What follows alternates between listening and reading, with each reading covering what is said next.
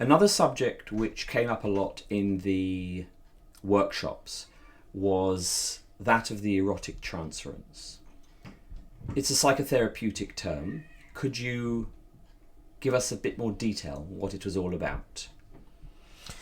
Well, yes. At its simplest level, the erotic transference is the development of loving, affectionate, even erotic feelings for the person of the therapist that actually have their origins much earlier in the patient's life. So there are practical as well as psychological aspects to the erotic transference. At the practical level, the manual therapist is working on the naked body or exposed body, possibly in areas which are very sensitive to touch, and they are likely that experience of being touched and manipulated may evoke feelings, memories, associations connected with being cared for as an infant by a mother in the first instance, but also by a father and maybe others, attending to the bodily needs of the child. And in the situation of the therapy, of the treatment, those sorts of feelings may be re-evoked. So the therapist, the manual therapist, becomes a figure of attachment, in a manner of speaking, and those feelings can sometimes be strong, and the therapist needs to be alert to them.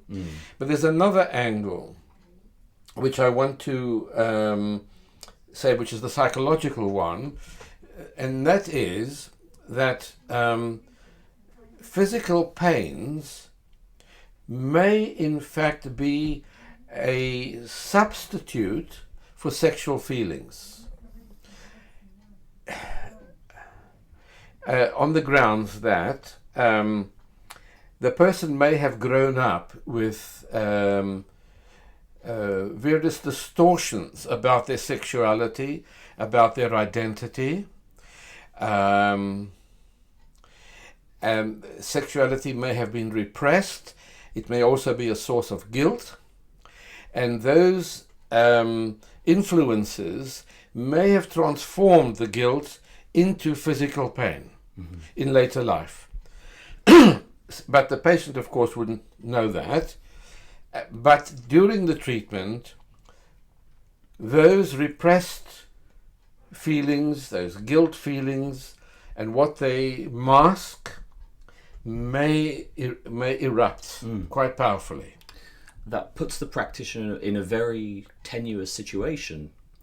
You've got a patient who has got strong repressed sexual feelings, who's now going into a private room with an osteopath. They're getting undressed, and it could lead to many, many difficulties. Yeah, I'm guessing. yeah. How should the osteopath deal with that sort of situation? Right. I mean, he's not going to be aware of that, clearly. Right. Although he or she may pick up on some disconnect between the patient's presenting symptoms, findings, and the way the patient describes them. In other words, the osteopath or the practitioner may sense that the severity of the way the patient is describing the symptoms doesn't seem to connect to the presenting signs and symptoms. Yeah.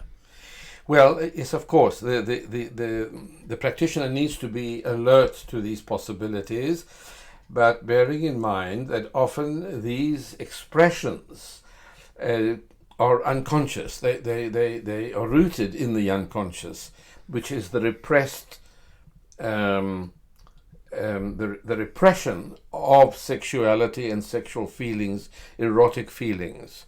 So now, fortunately, I guess it doesn't happen in a great number of cases, but it may happen, and it might take the therapist by surprise.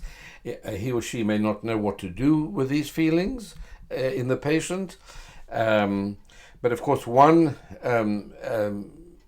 solution might be some training in this area, so that when a patient does express suddenly discovered feelings, the manual therapist can speak about them.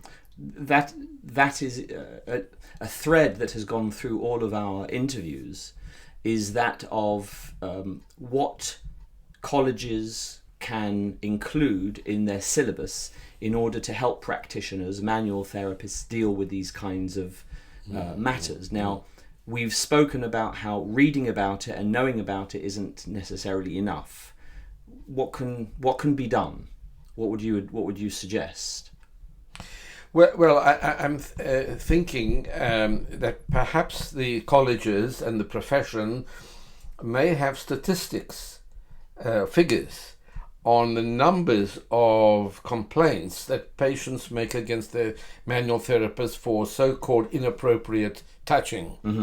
Now, is this greater than or less than other professions of a similar nature? Don't know. This is research. These are ideas for research. But if the profession discovers, that there is a higher chance of complaints being made for violations of the kind of personal space boundaries, then it would behove the colleges to think seriously about including the subject of the erotic transference as part of the syllabus in their courses. But beyond that, after training, after graduation, it's very important, like in the case of our seminars and workshops, to encourage manual therapists to attend a workshop in which they can discuss their clinical cases, and which would include the emergence of these powerful feelings from time to time. Right. So I think what we're saying is that there are two ways forward that can be dealt with these kinds of issues. The first one is understanding them. Practitioners understand that when they're dealing with patients in the osteopathic or the manual therapy environment, it brings up a lot of feelings. So the mere understanding that things are never simply technical, things are never simply just back pain, things are never simply migraine headaches. The second thing is perhaps then giving the opportunity to practitioners, possibly in a postgraduate setting, to openly, in a private setting with confidentiality, that they confidential setting, where practitioners can openly discuss these kind of things, so that they don't go down the wrong routes, they don't get themselves into trouble, that they feel there is a safe place, and that these things are normal, that these sorts of patients are normal, and that sorts of feelings that are brought up within practitioners is also normal. Right. The thing to bear in mind, of course, is that very often the unconscious of the patient meets the unconscious of the therapist. And that's when the boundary violation is more likely to occur.